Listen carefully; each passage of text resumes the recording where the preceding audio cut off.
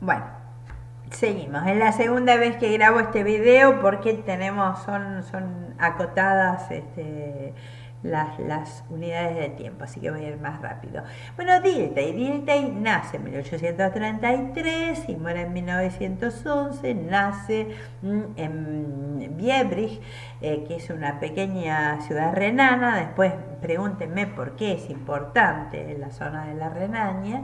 Él va a pertenecer a una generación intermedia entre Kierkegaard y Nietzsche, y en sus años muy jóvenes se encontró muy influenciado por la filosofía de Kant, a quien había leído muy tempranamente, pero cuando llega a Berlín, que lo hace cerca de en la década del 50, llega en un momento en que estaba cobrando una influencia muy importante este movimiento intelectual llamado el historicismo. En ese momento Dilthey era un estudiante todavía y participa de ese clima donde, como decíamos antes, estos grandes gigantes, estos colosos, no eran nada más ni nada menos que Niebuhr, quien había realizado una historia de Roma en base a las fuentes. Se recuerdan con Niebuhr, con Mommsen, discutía Morgan. Me encantaría poder recordar esto con más tiempo con ustedes. Rita y Ratzel, que desarrollan la geografía histórica, Grimm, y fundamentalmente él toma contacto con la obra de Tredelenburg, de quien absorbe la estrecha relación entre la actividad filosófica y la historia viva. Es ahí donde empieza a tener lugar el vitalismo. Bueno, va a encontrar el punto de partida en las grandes objetividades de la conciencia del proceso histórico, al cual denomina conciencia histórica. Estamos hablando de los nexos finales de cultura, de las naciones, de la humanidad misma, de la evolución en la cual se desenvuelve su vida según una ley interna, de cómo surgen la historia, en las luchas de poder de los estados, de las grandes regularidades de la historia. Otro elemento que tenemos que tener en cuenta para ir componiendo el origen de su pensamiento es que Dilthey había estudiado teología. No por vocación, sino por un mandato paterno, pero justamente a través de estos estudios, cuando toma contacto con la obra de Schleiermacher, recuerdan aquel teólogo protestante del cual estuvimos hablando la semana pasada, y se fascina con la obra de Schleiermacher, y a partir de ese momento se hace un cultor de la hermenéutica, de la teoría de la comprensión. Bueno, esta hermenéutica estaba profundamente influenciada por el romanticismo alemán. Y desde ahí se impulsa la idea de que el intérprete comprende y penetra un texto tensionándolo con el contexto cultural e histórico en el cual se ha producido. ¿Para qué? Para acceder a su sentido original, para acceder al sentido que le han otorgado los sujetos que lo han producido. Bueno, Dilthey va a refinar esta línea de pensamiento, de interpretación, formulando un método llamado el círculo hermenéutico. El círculo hermenéutico lo que propone es una interdependencia circular de significados entre el todo y sus partes. Bueno, finalmente hacia 1882 Dilthey alcanza tener una cátedra en la Universidad de Berlín, que es, digamos, un puesto de muchísimo prestigio, en 1882, en un lugar que había dejado vacante Lotze. En los inicios de su actividad, Dilthey se había mostrado muy inquieto, y lo vamos a ver muy bien en El sueño, esto que es un video que les voy a leer a continuación, El sueño de Dilthey, se había mostrado muy inquieto porque creía ver la disolución de la filosofía misma en manos de un positivismo radical cada vez más creciente.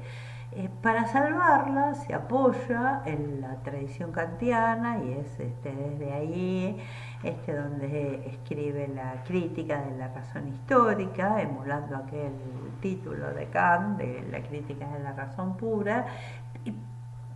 Pero esto resulta que llega a constituirse solo como el punto de partida del problema, ya que no constituía una respuesta completa para alguien que aspiraba a abordar el análisis, la comprensión de la plenitud misma de la vida.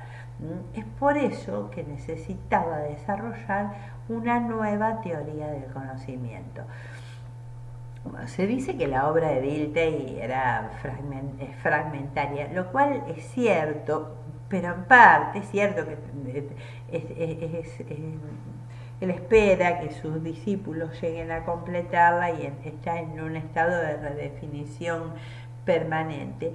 Pero es necesario advertir que este carácter de fragmentaria no solo está expresando una incompletud, sino también una decisión, una determinación de no forzar la inclusión de un problema en un sistema cerrado, sino más bien de entrecruzarlo continuamente en tres tipos de investigaciones, investigaciones teórico-científicas, histórico-científicas y hermenéutico-psicológicas, que vamos a desarrollar más adelante, donde el tema fundamental, el problema, el nudo de este entrecruzamiento es el de elevar la vida a una comprensión de sí mismo.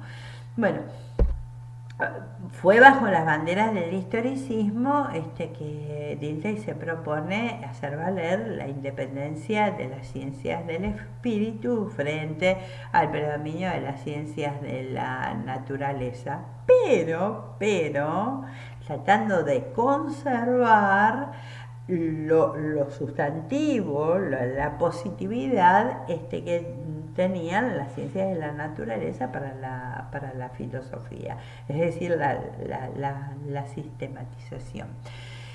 Toda su obra va a aparecer vinculada a la fundamentación nociológica de las ciencias del espíritu, las cuales abordan las cualidades, las capacidades humanas, no solamente desde el punto de vista de la razón, sino del sentimiento y de la voluntad. Va a decir Dilthey, la idea fundamental de mi filosofía es que hasta ahora no se ha puesto como base del filosofar la experiencia total, la experiencia completa, sin mutilar de toda la realidad. Entonces, considerando que la cultura es antes que nada un tejido de nexos finales. Tomemos en cuenta estos términos que él va utilizando en los próximos encuentros. Vamos a presentar algunos dibujitos que me parece que son unos esquemas que son muy ilustrativos, pero dice: la cultura, tengan la idea de tejido, es un tejido de nexos finales. Cada uno de ellos, el lenguaje, derecho, mito, religiosidad, filosofía, poesía, etcétera, posee una legalidad interna que condiciona su estructura y esta determina su desarrollo. ¿Qué quiero mostrar con esto? Que esta unión de una filosofía de la vida vitalista con el problema de la historia va a constituirse en el trabajo decisivo de la obra de Dilthey. ¿Cuál es su problema filosófico? En el camino de elaborar una crítica de la conciencia histórica es cuando, decíamos, a Dilthey se le presenta el problema. Dice, cuando se sigue la conciencia histórica en sus últimas consecuencias, aparece una contradicción insoluble. La última palabra de la visión histórica del mundo es la finitud de toda manifestación histórica. Por lo tanto, la relatividad de todo género de concepción humana de la conexión de las cosas. Contra esto se levanta la necesidad del pensamiento y el afán de la filosofía por un conocimiento de saber universal. La concepción histórica del mundo es la que libera al espíritu humano de las últimas cadenas que no han podido quebrantar todavía la ciencia natural ni la filosofía. Pero ¿dónde encontramos los medios para superar esa anarquía de las convicciones que nos amenazan con su irrupción? Ni la filosofía científico-natural, ni quienes fundamentaban la posibilidad de conocimiento en la existencia de Dios, conformaban a Dilthey. Entonces, plantea él, surgió el impulso dominante en mi pensamiento filosófico que pretende comprender la vida por sí mismo. Este impulso me impulsaba a penetrar cada vez más en el mundo histórico con el propósito de escuchar las palpitaciones de su alma, y en el rasgo filosófico consistente en el afán de buscar el acceso a esta realidad, de fundar su validez, de asegurar el conocimiento objetivo de la misma, que no era sino el otro aspecto del anhelo por penetrar cada vez más profundamente en el mundo histórico. Eran como las dos vertientes del trabajo de su vida que nacía en esas circunstancias. Por otro lado, Dilthey también trabaja con una proposición fecunda. Él va a señalar que el pensamiento no puede ir más allá de la vida misma, ya que si la vida transcurre entre pasado, presente y futuro, y si hubiera algo atemporal, constituiría como algo antecedente, precedente de la vida, como algo que no vivimos, y por lo tanto estaríamos transitando un reino de sombras.